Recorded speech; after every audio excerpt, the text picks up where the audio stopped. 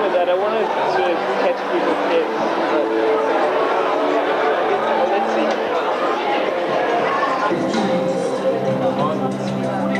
Birch, maple, walnut, and beech, turning fiery red, yellow, and gold in the autumn air. A leaf of its brief journey, twisting, turning, dancing, its way to the ground. Voice had begun to sing. Sometimes it seemed to come from all directions at once. Sometimes she almost thought it was coming out of the earth beneath them. Its lower notes were deep enough to be the voice of the earth itself. There were no words. There was hardly even a tune. But it was, beyond comparison, the most beautiful noise she had ever heard. One moment there'd be nothing but darkness. Next moment, 1,000 points of light leaped out. Single stars, constellations, and planets. Bright and big. If you had seen and heard it, you would have felt quite sure that it was the stars themselves which were singing. And it was the first voice, the deep one, which had made them appear and made them sing. The voice rose and rose till all the air was shaking with it. And just as it swelled to the mightiest and most glorious sound it had yet produced, the sun arose. You could imagine that it laughed for joy as it came up, and as its beams shot across the land, the travellers could see for the first time what sort of place they were in. The earth was of many colours. They were fresh, hot, and vivid. They made you feel excited until you saw the singer himself. And then you forgot everything else. The song was soft now. Softer than the song by which he called up the stars and the sun, a gentle, rippling music. And as he walked and sang, the valley grew green with grass. It spread out from the singer like a pool. It ran up the sides of the little hills like a wave. There was now plenty to watch and to listen to. The song became more and more interesting because she thought she could see the connection between the music and the things that were happening. When a clump of yellowwood sprang up on a ridge a few meters away, she felt sure they were connected with a series of deep, prolonged notes the singer had sung the second before. And when he burst into a rapid series of lighter notes, she wasn't surprised to see orchids suddenly appearing in every direction. Thus, with an unspeakable thrill, she felt quite certain that all the things were coming, as she said, out of the singer's head. When you listened to his song, you heard the things he was making up. When you looked around you, you saw them. This was so exciting.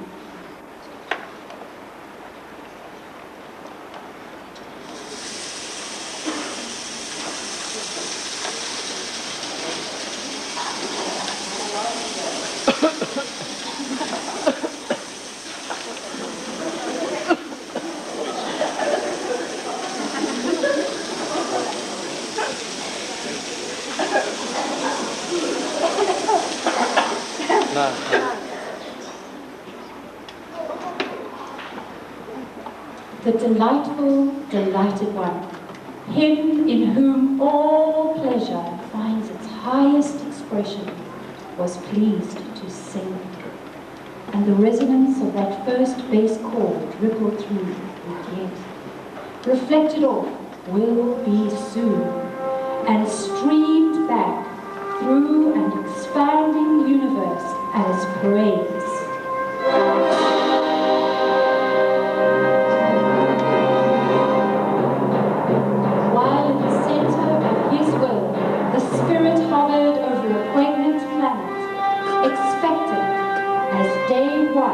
Exploded into obedience.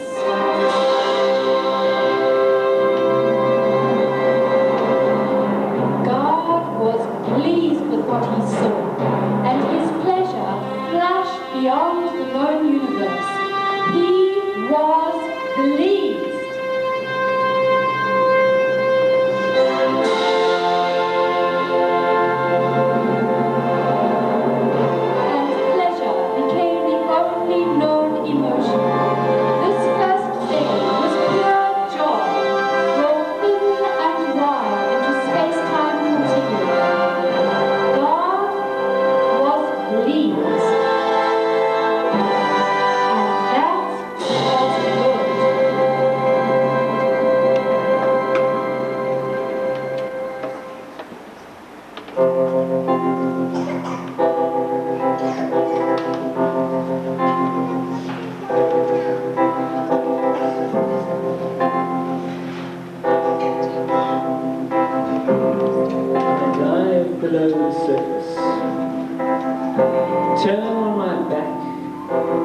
sea.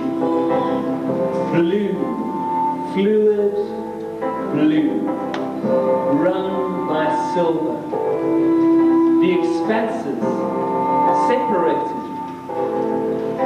God reached out, cradled our sphere in destiny, declaring the place where His name would be made known. This little bubble, adrift in the seas of the universe,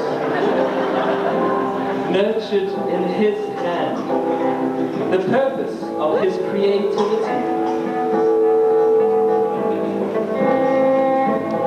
The inert planet, awash, liquid and vapor, essential to life, but lifeless, waiting for the word.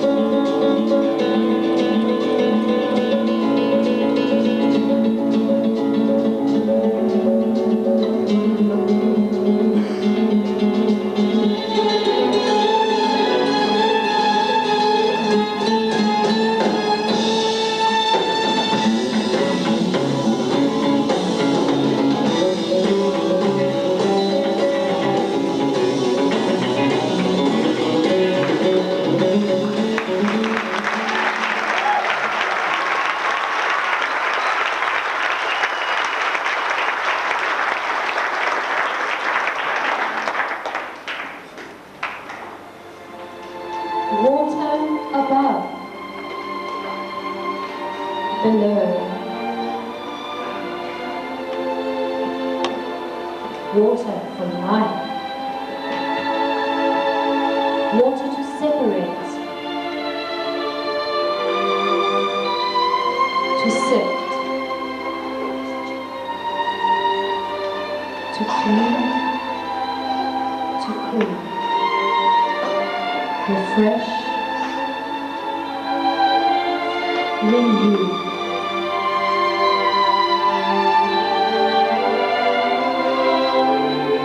One day, they will know the stream of living water.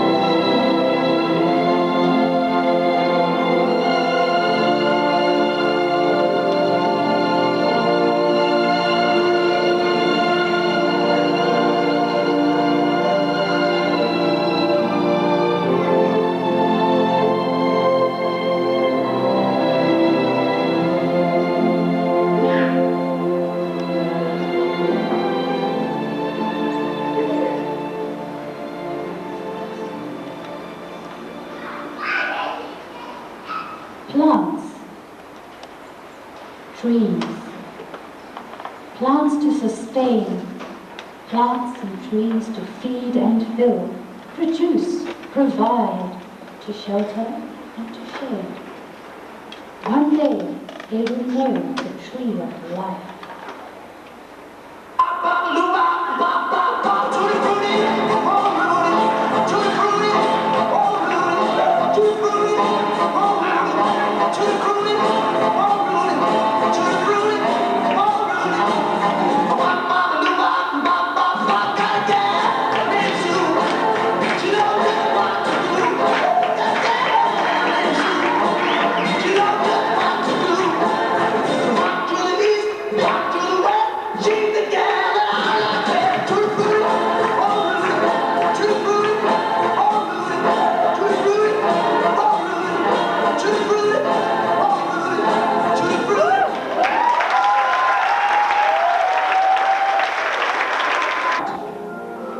The dark became bright, the sun to give us morning light.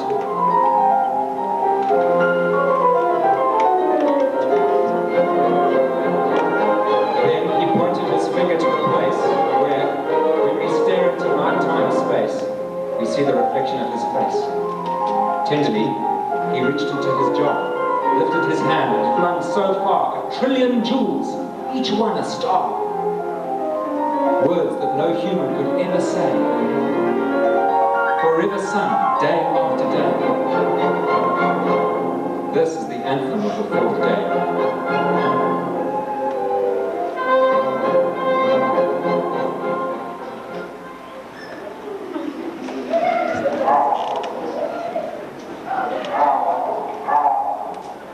Be fruitful. They certainly have been. Parrots sporting rainbows of abundance. Dolphins dancing, wave hopping, diving.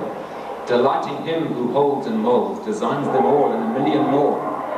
Let the waters teem, flying fish, monstrous eels, tiny minnows, voluminous whales, bitey sharks, octopus and shrimp and yummy lobsters, plankton that we cannot see, and whoa, luminous, weird fish in the depths of the sea. Let the waters teem, and the sky, just empty, now whirring, singing, shouting, glory, glory, glory to the one who made it, holds it, speaks it. And be blessed. Make more of yourselves, you ostriches, birds of paradise, honey guides, hummingbirds, gannets and cormorants and eagles, soaring silent against the just created sun. Blessing and be fruitful, all of you just now created. Sparrows, sing. Vultures, glide. Robins, hop and peck, chit-chat and fill the world with it.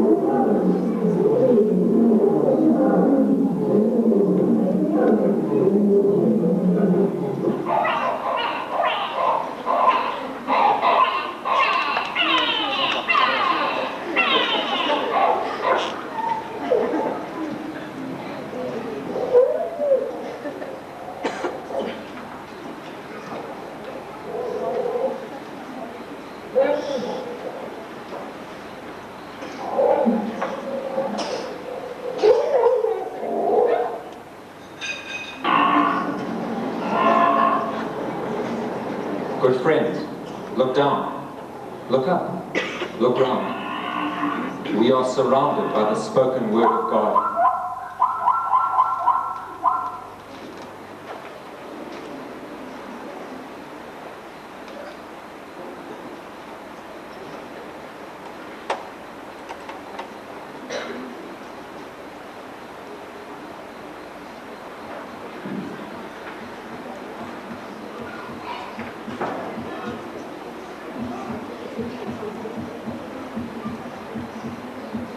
Two heartbeats, cradled in one body, human form molded from clay in the womb, the miraculous revealed in the familiar, the sixth day reenacted here today.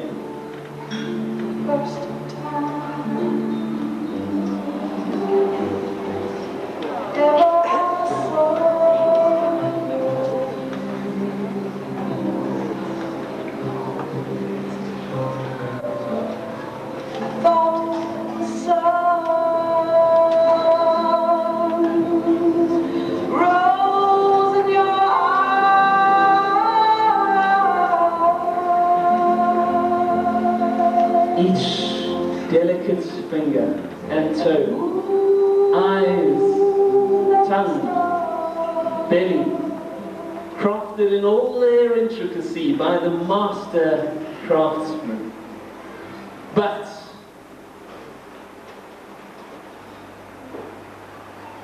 he foresaw the destruction brought by those fingers.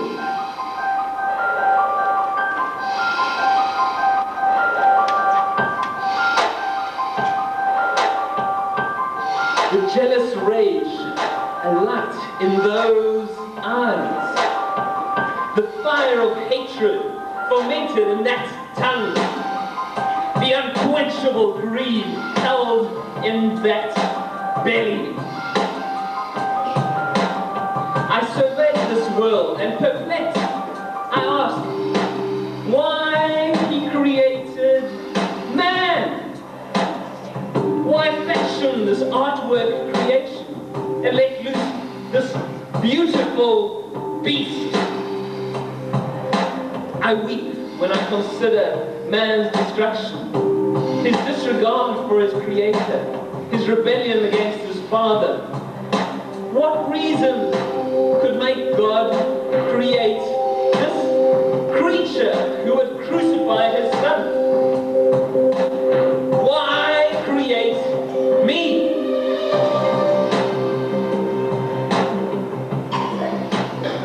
Because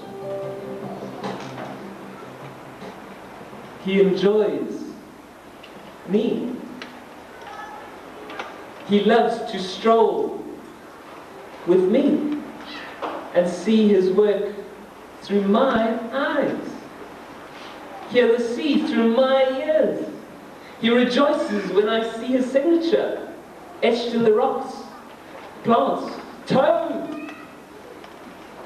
He marvels as I search for him, and he calls my name. He longs to hear my voice sing and shout his praise.